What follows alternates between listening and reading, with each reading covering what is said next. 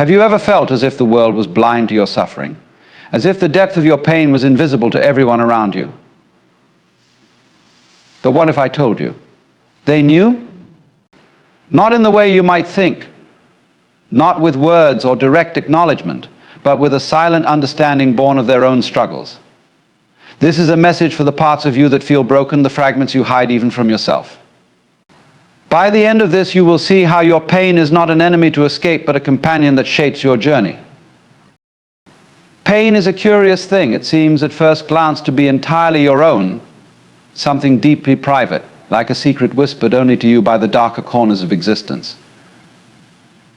And yet, if you sit quietly with it, really listen to it, it begins to reveal something extraordinary. It is both unique and universal. Your pain is unmistakably yours, shaped by your story, your fears, your memories. But at the same time, it is not yours alone. It echoes a rhythm that every human heart has felt in some way. Think about it: the ache of loss, the sting of rejection, the weight of failure.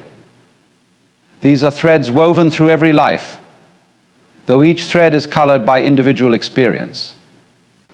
A breakup, a betrayal, a dream left unfulfilled, these may seem so specific to you, but their essence is shared across all humanity. And yet this paradox remains while pain is universal. The way it manifests in your life is exquisitely, heartbreakingly personal. This is where the misunderstanding arises. When you feel pain, it can feel as though you are the only one carrying such a heavy burden. No one else could possibly understand you think, as if your suffering is a foreign language, untranslatable and unknown to others. But is that true? Or is it that we've been taught to believe our suffering is something shameful, something to be hidden? Pause for a moment and consider this: what would happen if you stopped hiding from your pain?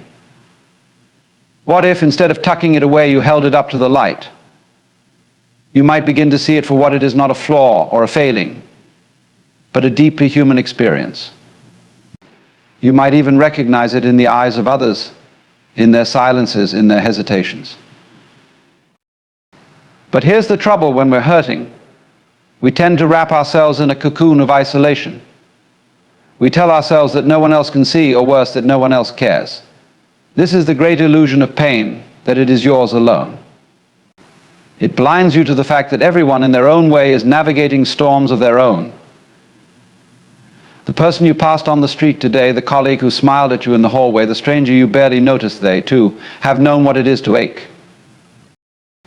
This doesn't diminish your pain, it doesn't make it less real. On the contrary, it weaves it into the grand tapestry of human experience. And this is important because it's in this weaving that the first glimmers of understanding begin to appear. You see, pain isolates, but the recognition of shared pain connects. It is as though your heart, bruised and battered, finds a mirror in the hearts of others. Now, this isn't to say that all pain is identical. Your suffering is deeply shaped by who you are, by the life you've lived. But at its core, there's a resonance, a commonality. Think of it like music. The notes of your pain may be different, but the melody is one that others have heard in their own way. This realization doesn't take away your pain, but it does shift how you carry it. When you truly grasp this, something profound begins to happen. Your pain, which once felt so isolating, starts to become a doorway, a threshold, through which you can connect with the rest of humanity. You begin to see that in your suffering you are not alone. And in that seeing, a strange kind of relief emerges. It's not the kind of relief that erases the hurt, but rather the kind that softens its edges. But for this to happen, you must be willing to face your pain, to feel it fully without running away. This is difficult, perhaps the most difficult thing of all, because pain demands your attention in ways that are uncomfortable, even unbearable at times. And yet it is only by sitting with your pain, by understanding it, that you can begin to see its true nature. Pain, in its essence, is a teacher, though it often arrives in disguise. It forces you to confront what is broken, what is raw, what is unfinished within you. And in doing so, it offers you a gift, though it rarely feels like a gift in the moment. The gift is this: a deeper understanding of what it means to be human, to be alive, to be connected to the vast web of existence. And here is where the paradox becomes clear. While your pain feels utterly personal, it is also the very thing that links you to others. Your suffering, as private as it may seem, is a thread in the larger fabric of humanity. This is not to diminish it, but to honor it, to see it as something meaningful. There is an odd and quiet cruelty in how pain convinces us that we are alone. It whispers to us in moments of despair, telling us no one sees, no one understands. It builds walls around us, thick and unyielding, creating the illusion that our suffering is ours alone to bear. Yet this is precisely the illusion we must awaken from, for in truth, pain connects more than it separates. Consider for a moment how you feel when you're hurting. There's a tendency to withdraw, isn't there? To curl inward like a leaf folding to protect itself from the cold. You might close yourself off, believing that no one could possibly fathom the depth of your anguish. It feels safer that way, doesn't it? To retreat, to avoid the risk of being misunderstood or worse, ignored. But in doing so, something strange and tragic happens. The very act of hiding your pain reinforces the sense that you're alone in it. Now pause. Breathe. Look closer. What if that belief, this idea that your pain isolates you, is not a reflection of reality but a trick of the mind? What if the walls you've built around yourself are not barriers protecting you but shadows of your own making? The truth is, you are not as separate as you think. Look around. Every person you see, whether they walk with a smile or a frown, carries something unseen. They too have felt moments of despair, have wrestled with loss, with heartbreak, with fear. Their pain may not look like yours, it may not sing the same sorrowful tune, but it hums a melody you would recognize if only you listened. This is the strange, paradoxical nature of suffering. It isolates, yet it is one of the most universal experiences we share. And this is where the illusion breaks down. For if you can accept that your pain connects you to others, even if only in essence, then you begin to see that your isolation is not as absolute as it seems. It's almost as if pain carries a message, one that is subtle and often drowned out by our desire to escape it. The message is this: you are not alone. Not in the sense that others will always be there to soothe you or to fix what is broken, but in the sense that what you are experiencing is part of the human condition, a thread in the intricate tapestry of existence.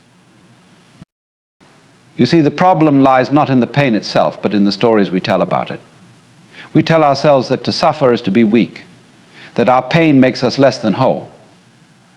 And so we hide it. We wear masks, showing the world a version of ourselves that seems untroubled, untouched by the struggles we face. But this only deepens the illusion. For if everyone is hiding, how will we ever see each other truly? Imagine for a moment what might happen if we let go of these masks. What if, instead of retreating into ourselves, we allowed our pain to be seen not as a weakness, but as a mark of our humanity? What if we understood that in revealing our own wounds, we invite others to reveal theirs? This is not to say that we should wear our suffering on our sleeves, demanding the world's attention. But perhaps there is strength in simply being honest, first with ourselves and then gently with others. In that honesty, something remarkable begins to happen. The walls that once seemed so impenetrable start to crumble. You begin to notice the humanity in those around you. The colleague who seemed indifferent, the stranger who brushed past you, they too have their battles. Their silence is not indifference, but a reflection of the same walls they've built for themselves. And when you see this, truly see it, a quiet shift occurs.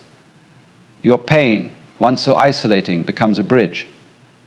It opens the door to empathy, to connection.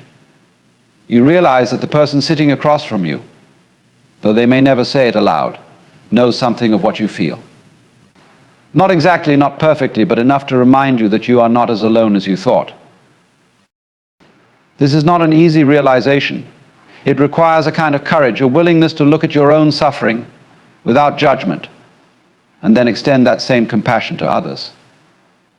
But in doing so, you begin to dissolve the illusion of separation.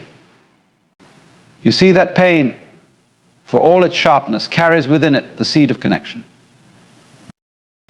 There is a certain beauty in this, though it is a beauty born of sorrow.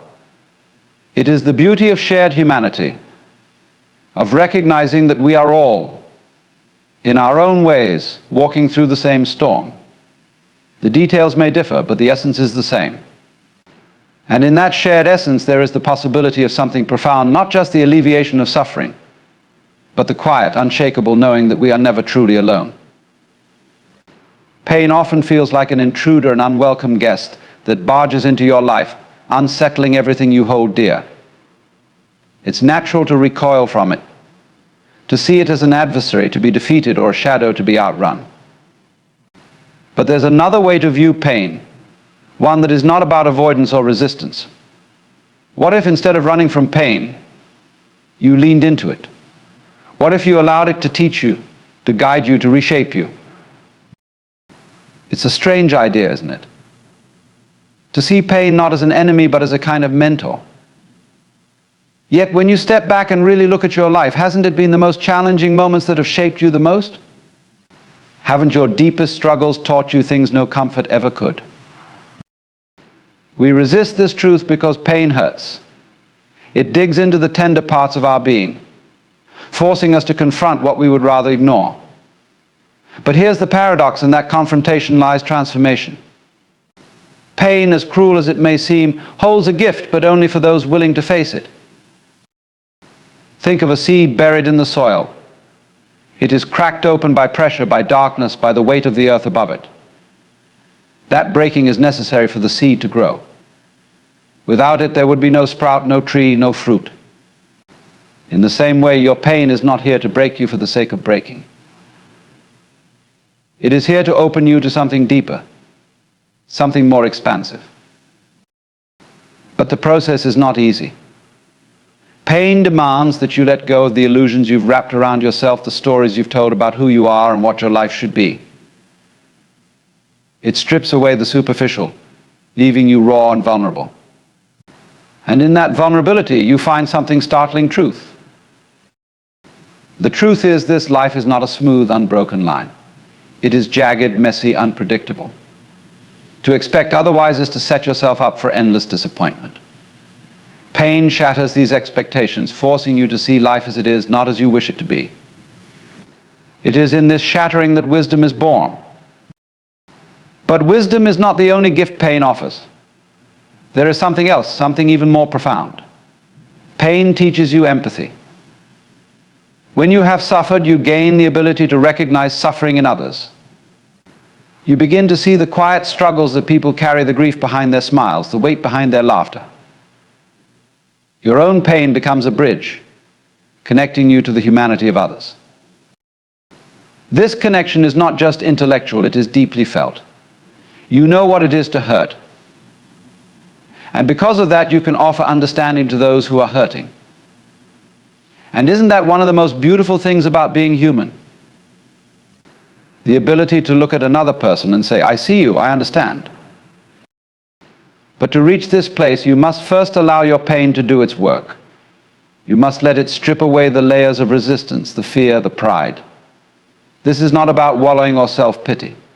It is about surrendering to the experience, trusting that it has something to teach you. This trust is difficult because pain rarely reveals its purpose in the moment. It feels senseless, chaotic, even cruel. But with time and reflection, you begin to see its patterns, its wisdom. You realize that the very thing you thought would destroy you has, in fact, reshaped you into something stronger, something wiser. Imagine for a moment a piece of pottery being crafted. The clay must be kneaded, pressed, shaped. It is spun on a wheel, its form taking shape through pressure and precision. And then it is placed in the kiln, exposed to intense heat. Without this heat, the clay remains fragile, incomplete.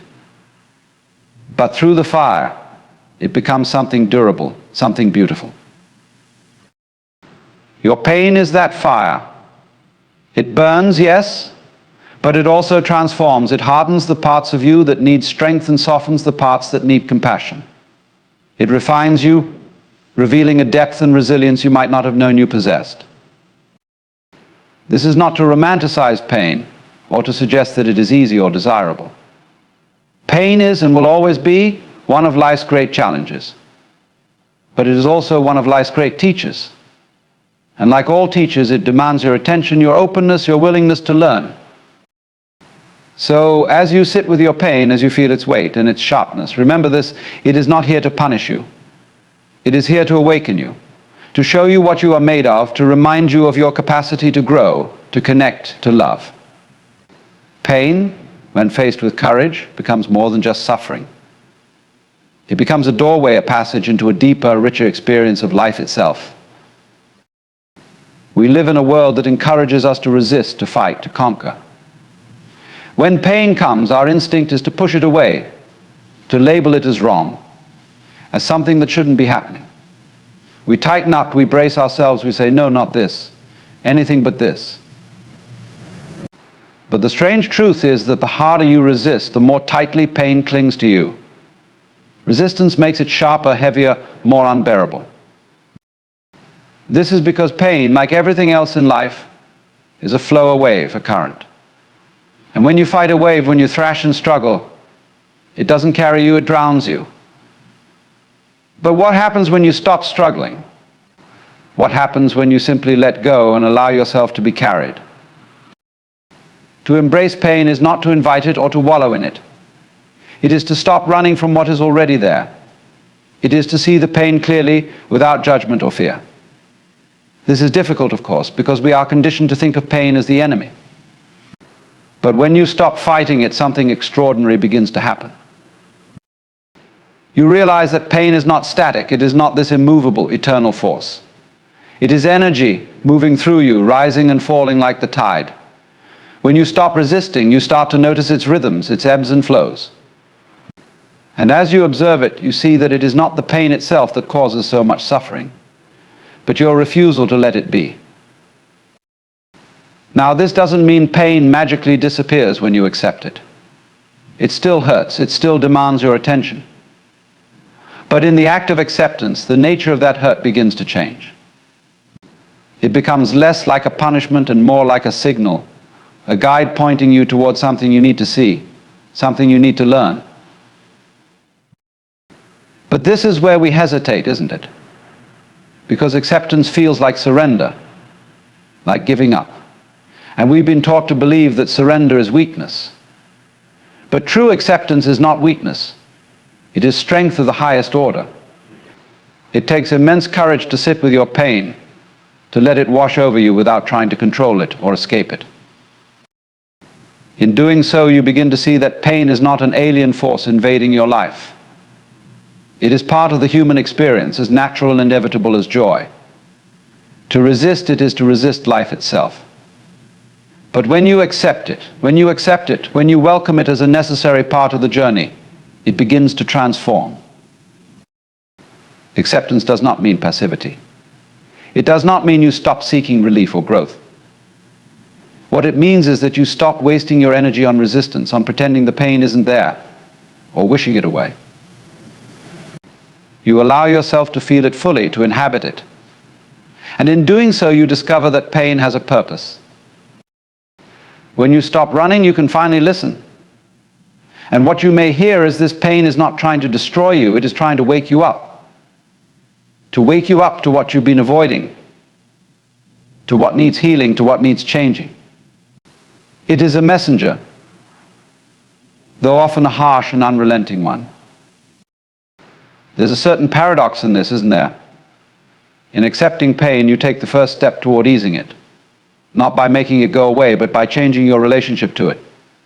Pain becomes less like a foe to be vanquished and more like a companion walking beside you, showing you the path.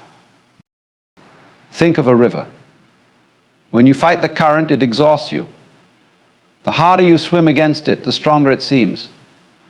But when you let go, when you allow the river to carry you, you realize it was never your enemy.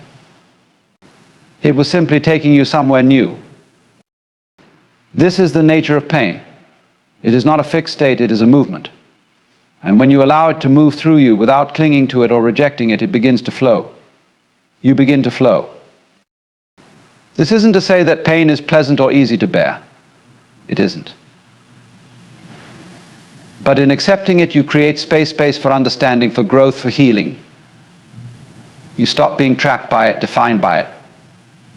You begin to see that pain is not the end of the story. It is a chapter, a moment, a point along the way. And in that space, you may even find moments of clarity, moments of grace. You may find that pain, when fully embraced, has the power to soften you, to deepen you, to connect you to something larger than yourself. It humbles you, yes, but it also reminds you of your resilience, your capacity to endure and to transform. To accept pain is not to be defeated by it. It is to recognize it as a natural part of life's ebb and flow, as inseparable from joy as night is from day. When you stop fighting it, you may find that it no longer controls you. It becomes instead a wave to ride, a river to follow, a current that carries you toward the depths of your own being. There is something profoundly unsettling about pain. It feels so personal, so specific, as though it exists only to torment you. In those moments of agony, the rest of the world seems to fade into the background, and all you can feel is the weight of your suffering. But have you ever stopped to wonder why? Why is it that pain feels so uniquely yours when it is, in truth, one of the most universal experiences of being alive? This is the curious paradox of pain. It isolates and connects all at once. It draws you into yourself, into the deepest, most private recesses of your being. And yet, if you step back for even a moment, you begin to see that you are not alone in your suffering. Far from it. Pain is as old as life itself, a thread woven through the fabric of existence, binding us all together in ways we rarely acknowledge. Take a moment to consider the vastness of human experience. Every person you pass on the street, every face you see in a crowd, has known pain in some form. Loss, heartbreak, fear, illness, these are not unique to you. They are part of the human story, shared across cultures, generations, and time. When you suffer, you are participating in something ancient, something universal. It feels personal, yes, but it is also profoundly collective. This recognition can be both humbling and comforting. Humbling because it reminds you that your pain is not the center of the universe. Comforting because it shows you that you are not as alone as you might think. To be human is to hurt. To hurt is to belong to a vast and interconnected web of life where no one escapes unscathed. But how often do we truly see this? How often do we look beyond our own pain to recognize the suffering of others? It's not easy, of course. Pain has a way of narrowing our vision, of convincing us that our struggles are unlike anyone else's. And yet, if you can muster even a moment of clarity, a moment of stepping outside yourself, you begin to see the truth. Imagine, for instance, the person who wronged you, the one whose actions caused you so much grief. It's tempting to see them only as the source of your pain, to paint them as the villain in the story of your life. But if you look closer, if you allow yourself to truly see them, you might notice something unexpected. You might see their own pain, their own wounds driving their actions. Hurt people, as the saying goes. And while this does not excuse cruelty, it does reveal its origins. When you understand this, something shifts. Your pain, once so isolating, becomes a bridge. It allows you to connect, not only with those who have suffered in the same way, but even with those who have caused your suffering. This connection is not about condoning or forgiving too quickly. It's about recognizing that pain is a shared experience, a thread that binds us all, even when it feels like it's tearing us apart. This is one of pain's strangest gifts. It softens you, if you let it. It breaks down the walls of separation, the illusion that you are somehow apart from the rest of humanity. In your darkest moments, when you feel most alone, pain quietly reminds you of the countless others who have walked and are walking the same path. And this is not limited to human pain. Look at the natural world, at animals, at the earth itself. Suffering is everywhere, a constant companion to life. the tree split by lightning, the bird caught in a storm, the wolf howling in hunger, all of these are echoes of your own experience. Pain is not a punishment, it is simply a fact of existence, a thread that weaves through all living things. When you see this, truly see it, something remarkable happens. You begin to realize that your pain is not just yours, it is part of something larger, something far greater than the boundaries of your own life. And in that realization there is a kind of liberation. Because if your pain is not just yours, then you are not alone in carrying it. You are part of a vast interconnected whole, where every joy and every sorrow ripple out into the lives of others. Your suffering, painful as it is a reminder of your place in this tapestry, your connection to all that is. This does not make the pain any less real. It does not take away the sting, the ache, the heaviness. But it does change the way you hold it. Instead of clutching it tightly, as though it were a burden only you could bear, you begin to see it as something shared. And in that sharing there is strength. There is solidarity. Pain, then, is not just a reminder of your humanity, it is a reminder of your interconnectedness, your belonging. It shows you in the rawest, most undeniable way that you are not separate. You are part of the whole, bound to every other being by the simple, profound fact of suffering. Pain, though often unwelcome, is one of life's most persistent teachers. It forces us to confront truths we might otherwise ignore. Truths about ourselves, about life, and about the nature of being. In the beginning, we resist. We rail against the unfairness, the discomfort, the sheer weight of it all. We say to ourselves, this shouldn't be happening. Not to me, but the more we fight, the more we cling to the idea that life should always be painless, smooth and predictable, the more pain tightens its grip. And yet there comes a moment quiet and unassuming when something inside shifts. Perhaps it is exhaustion from struggling, or perhaps it is the faint glimmer of wisdom breaking through the storm. In that moment you stop asking, why is this happening to me? And start asking, what can this teach me? It is in that question that transformation begins. Pain, you see, has an uncanny ability to strip away illusions. It doesn't care about your plans, your expectations, or your carefully constructed ideas of how life should be. It comes in like a tide, sweeping away all that is superficial, leaving you bare, raw, exposed. This can feel terrifying, like a kind of death.